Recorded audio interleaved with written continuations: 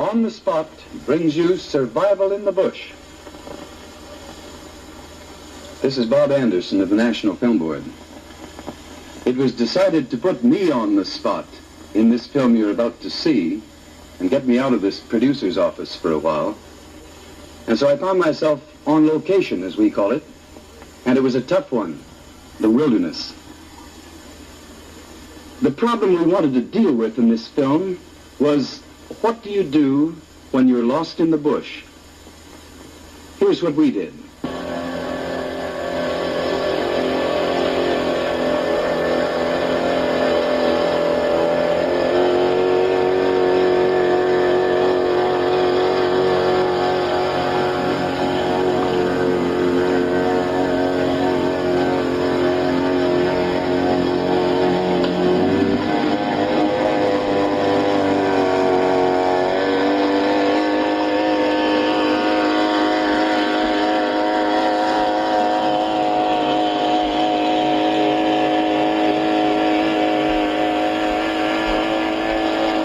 Well, Ernie, this is very pleasant, but it's been going on for a long time. When do we get there?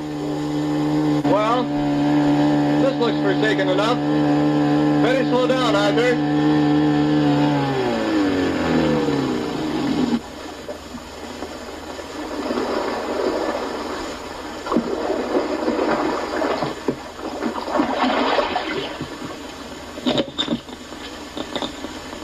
Well, this is Robert Anderson speaking to you from somewhere in the Quebec bush. And the purpose of our being here is a little experiment on how you survive in the bush when you're wet, when you're without food or transportation, and when you have no implements to assist you except one that we're being allowed, a nurse, the scalpel, a woodsman's axe, and a woodsman, because this is a test of woodsmanship, my friend Angus Baptiste. And he and I will be going through this experiment during the next period. Now, we have judges here with us, Mr. Ernie Reed and Mr. Arthur Smith, and they're going to see that things go along all right. Now, the business about being wet, I'm afraid we have to look forward to. This is water around us here. The idea being, of course, you've lost a canoe, upset, or you've gone down in an airplane, something of that nature. So you have really nothing to help you along except an axe. All right, I guess that's about all there is to it except for the dunking. So after you, Alphonse? No, after you. Hey, just a minute. One little formality we've forgotten. I better go through your pockets and see what you've got here. Anything, what's this? A knife, eh? It's a very little knife. What else have we got here? I guess we better go through them all now. What's this back here? Very useful pack sack. Chicken, one whole chicken. Well, it's a very little chicken. Now, what else have you got? Well, absolutely the only other thing that I have is some matches, which I maintain I would normally have in such a situation. Certainly you would. And we'll leave them with you. Wet, of course. Thank you very much. Well, I'm sorry about this. It's not that I distrusted the woodsmanship of my friend Baptiste. It's just the fact that it's so long since my Boy Scout days. Well, I guess that means that about all there is to do is go in. This is it. Well, here goes. Oh! Oh, it's cold.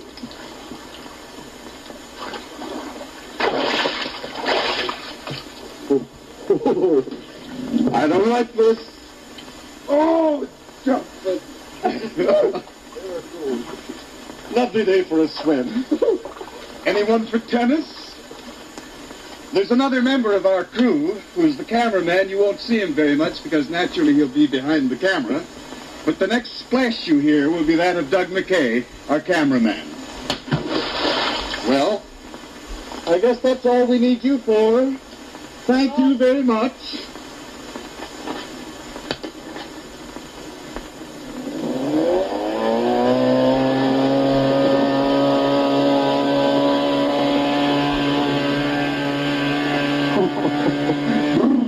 Oh, splendid fellows.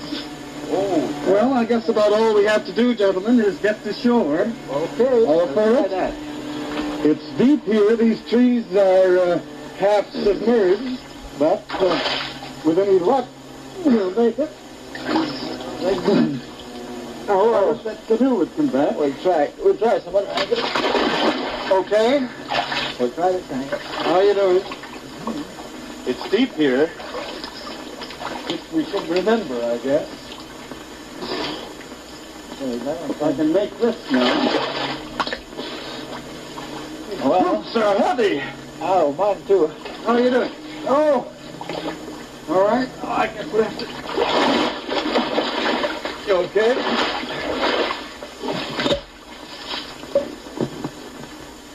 Well, now that we're ashore, let's take stock.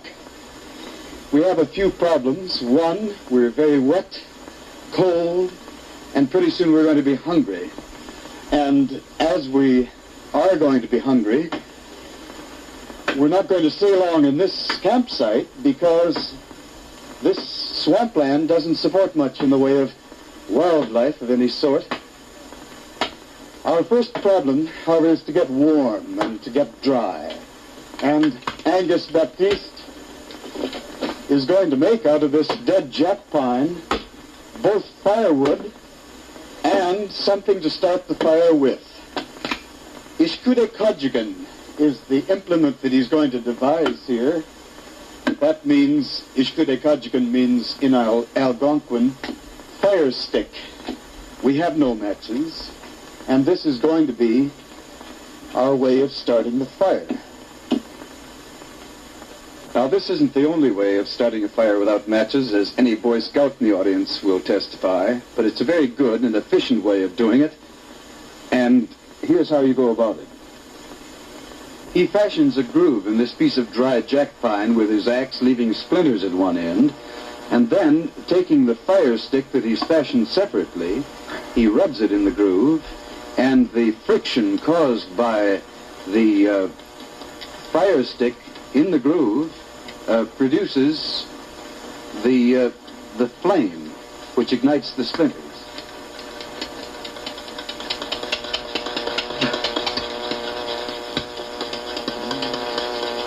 Well, there's smoke, and I hope that fire follows automatically, as it goes in the old saying.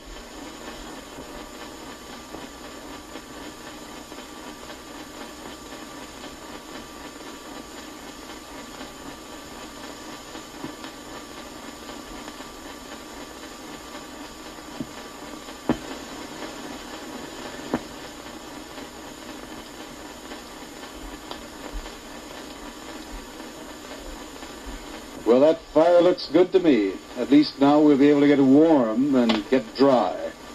The agreement with our judges is that if we're able to accumulate enough food and find a method of getting out, we will get out. Otherwise, they'll come back and pick us up 3 weeks hence. Now, the main thing to do is to get warm and to get dry. And this fire looks like a good opportunity.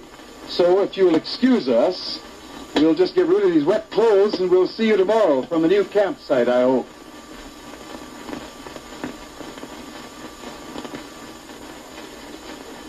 Good morning. Dinnerware. Northern style. Well, we've got a new home. Come on in and have a look. We moved here because of many obvious advantages of a site like this. We're out in the open here. We can be seen from the air, from the water. We could signal if we wished to be located and heard something going over by this signal fire that we've got laid here. And we're relatively comfortable, although we're still a little hungry at this point. Other advantages of such a site are it's breezy enough here so it'll keep off all these various insects that throng this part of the country, like black flies and mosquitoes and sand flies and deer flies, that sort of thing. Well, let's have a look around now and see what's going on. Over here, Angus Baptiste is making our house. This is a lean-to made of saplings and covered with sheets of birch bark, which are overlapped to keep the rain flowing off, then lashed down with other saplings tied together by strips of cedar bark. Lovely stuff, this birch. The end of the lean-to is open to the fire so that you get all the heat that's going, and our bed is going to be made of balsam branches that we have here. You start at the pillow end and you simply stick the butts of them into the ground so they don't stick into you, and you keep overlaying the things, and it makes really a very comfortable bed. I see Doug McKay, our cameraman, coming down with another batch of bedding. Well, so much for shelter and bedding and warmth. Now the problem of food. We haven't had much of a chance yet to do anything about that, but we've made certain preparations, such as we have plates for the food that we hope to get. There are always berries, of course, in the woods to be found, and roots, such as the roots of water lilies, which you can boil into a fairly useful broth. If you happen to have a depression in the rock around your campsite, you heat the water by heating a stone in the fire and putting it in. It'll actually boil the water for you. Another thing, the knives that we have here. Bones found along the shore of the lake, sharpened on a rock to a very good edge, enabling you to cut meat, or something I learned today, to eat the sap from under the bark of the birch. A very edible business. Now, other preparations that we've made for snares and for fishing lines. Spruce roots, split down and kept pliable in the water. Here's a fishing line, a couple of them that we've made. And the hooks are made from forks of the branches of the spruce tree. They're weighted down with small rocks. Do you think we'll catch fish on these? Oh, yes, they're okay. Good. On the way, we'll be looking not only for fish, but for game. Looking for the trails and the tracks to see what animals this region affords, because we want some meat.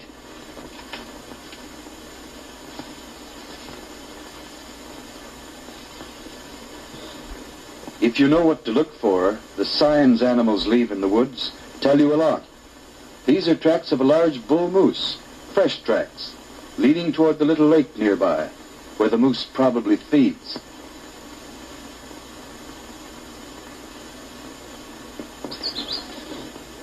We're downwind, and so if there were a moose on the lake, we'd see it. Of course, we couldn't do much about it with only an axe, but there may be smaller animals.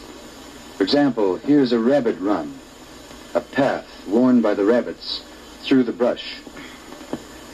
You can snare a rabbit, if you're lucky, by putting your spruce root snare across his path.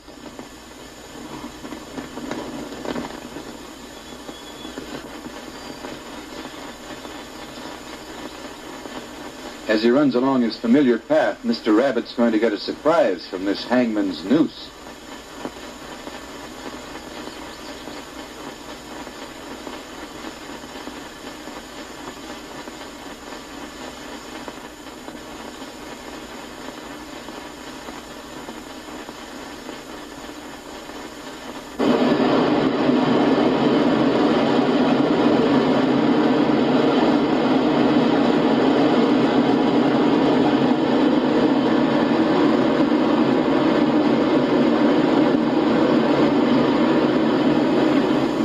If you have no canoe or other means of getting out into the deep waters of the lake to fish, you're lucky if you come across falls like this, because here you're pretty sure to find fish, and because they can't feed out in the rough waters in the center, they congregate around the shore.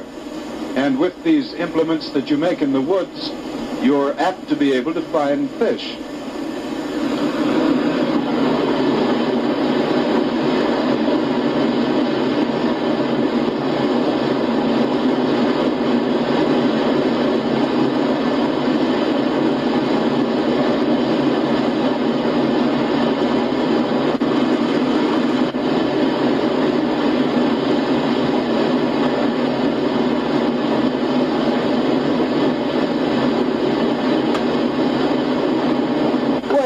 We eat.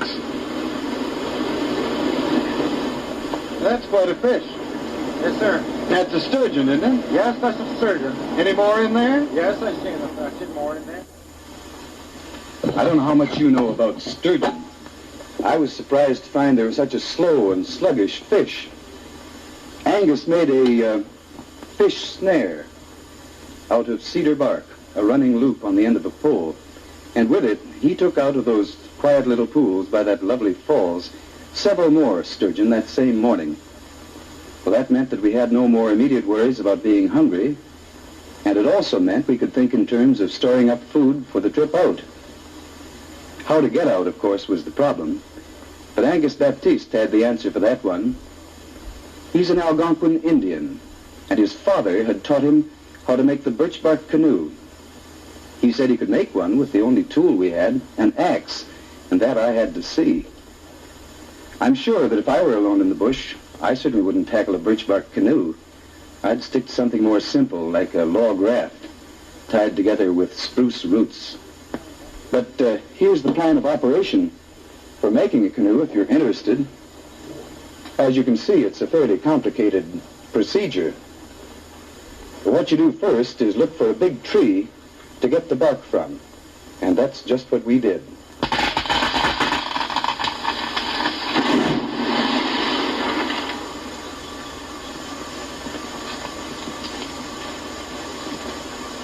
Now, when he's got the log down, he splits the bark along the length that he wants for the canoe. And then he's going to just peel it off the way you peel an orange.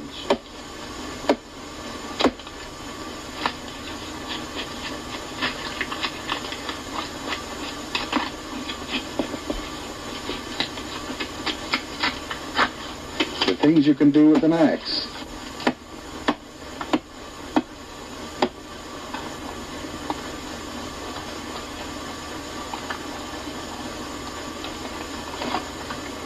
This business of stripping the bark takes a good deal of time. And so what we're going to do now is leave the process here and bring you in on the later stage of the development of the canoe.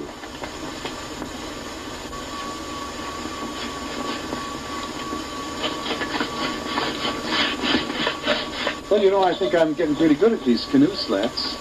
You learn. That wasn't you crashing around the bush out there, was it? No. I heard something. Well, I was just at the beach there, and I wasn't in the bush at all. Still, I don't suppose any animals come near the firelight. Not that kind of flame when it's on. When that kind of flame is on, there's no animal except a bear. Except a bear. Would he come, how close would he come? Oh, well, he wouldn't come very close with a flame like that the first night. What about the second night? The second night, he get used to us. Maybe you even see him passing on the other side of the fire, for that matter. And I thought the fire is not quite flame enough to keep him away from it. And the third night, he may do worse than that. He even come into Linto here and put a paw into you and reach over for this food he's trying to get all the while and walk away with it. In the morning, you would get up. No lunch. Where's my lunch? Two bears walked away with it without you noticing. And that's the tricks of all the... Well, let's keep that fire going tonight.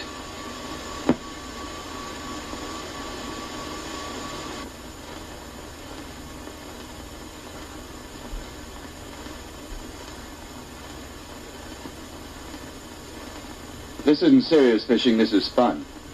It's pleasant sitting here. We can afford to sit, too. We've been doing very well so far as food's concerned. Here's our dinner, sturgeon. We've been boiling it in this natural stone pot with hot rocks from the fire. And here are more sturgeon from the falls. We're smoking them so that we'll have a good supply of food when this canoe is finished and when we'll go off in it. Well, as you see, we begin to have a canoe. I'll tell you how this all came about.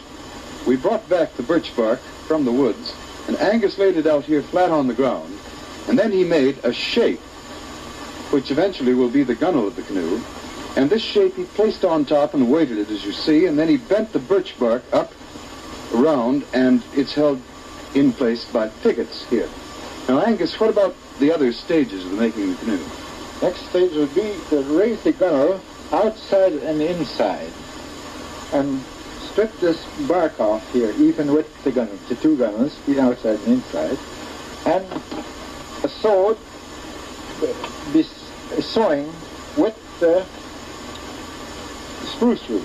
You actually sew the gunnels together. Inside, and sewed, sewing with the spruce root. You actually sew the gunnels together. Yes. And then, after that, the crossbar's got to be put in there. After the crossbar's been put, you sew the end over there, also with spruce root. Then you sort of put slats in there.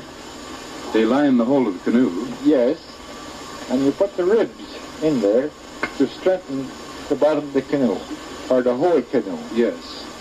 Well, as you see, there's a good deal yet left to be done. We'll bring you back at a later stage when we're gumming the canoe. This work goes on all day and also by the firelight at night.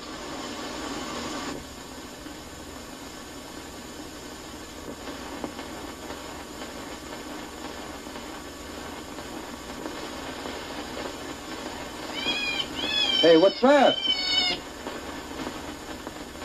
We snare a rabbit, eh? A rabbit?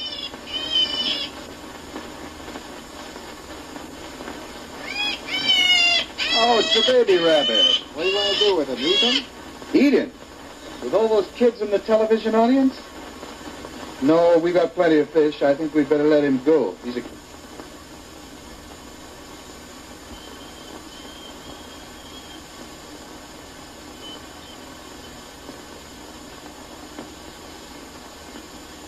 Active? Very Oh. Do you think we should let him go? Oh. What? Lucky for him, we've got those fish to eat.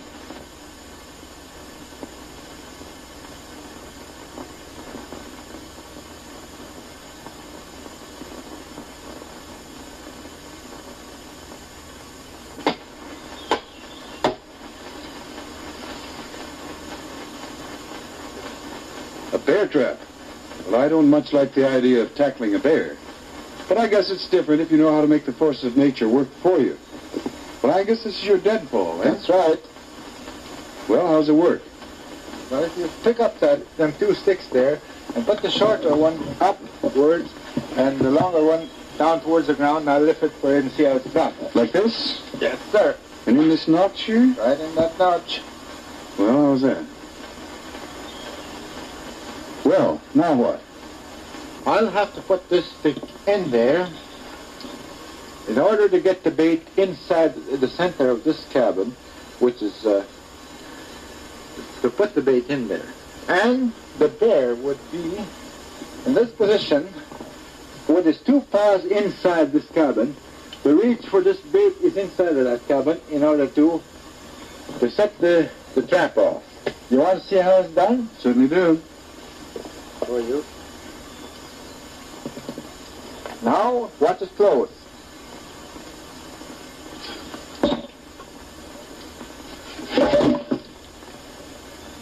That's not heavy enough to hold him down, though. No, but I got to start add with these logs and put them on top in order to weigh it down.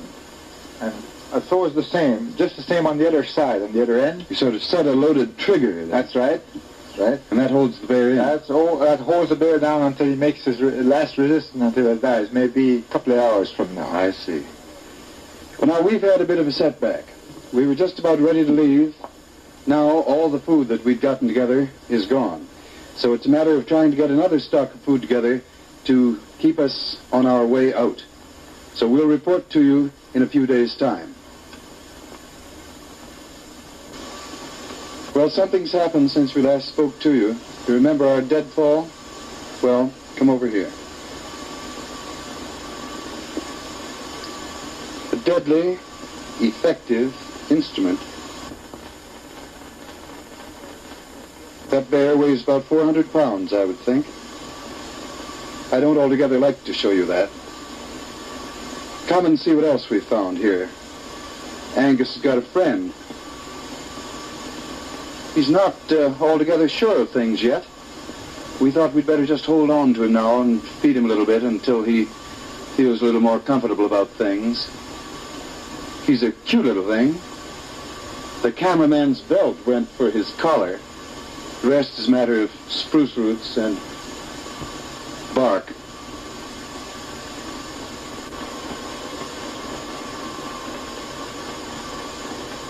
Not very happy yet.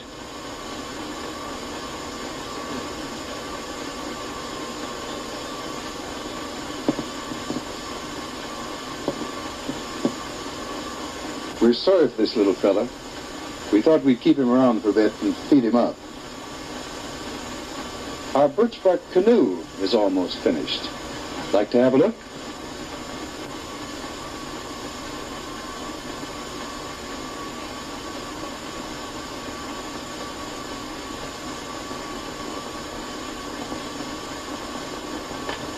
Angus is sealing the seams with spruce gum. It's a beautiful thing, isn't it? Would you mind stepping back, Angus? Let them have a good look. Yes, sir.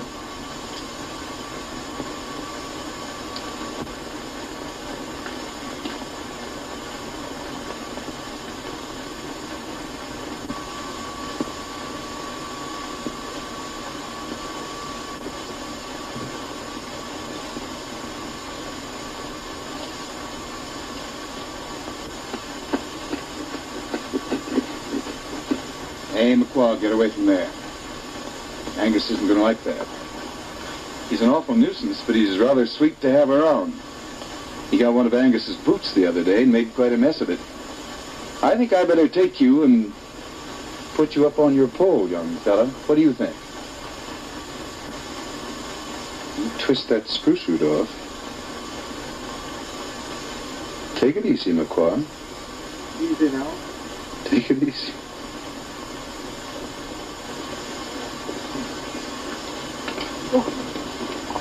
Go on.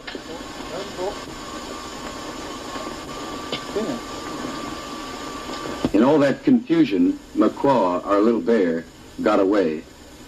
I hope he's gotten rid of that collar by now. We'd intended to turn him loose anyway. Certainly if we'd taken him along in our canoe, he would have clawed right through the birch bark in no time, and we'd all have gone to the bottom. Well, this little experiment of being left in the bush has shown me one thing. A little basic knowledge of woodsmanship may save your life. And the next time I go hunting or fishing, I'm going to remember to pack along with me some dry matches and that tin of chicken they wouldn't let me get away with this time, and certainly an axe, and if I can, I'll pack Angus Baptiste, too. Too bad we don't have a bottle of champagne to christen that thing with. Good.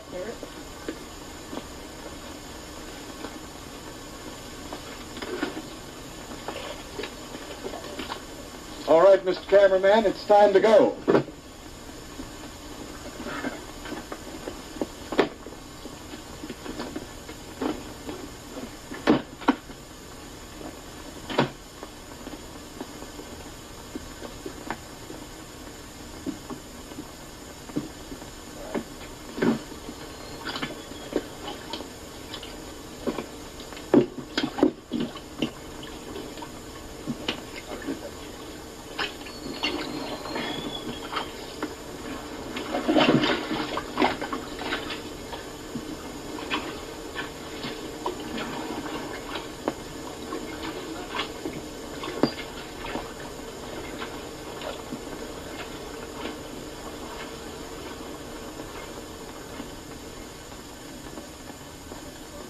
On the Spot is a production of the National Film Board. Survival in the Bush was directed by Bernard Devlin, photographed by Douglas McKay, and narrated by Robert Anderson. The technical advisor was Stephen Greenlees, and the film was edited by David Myrovich.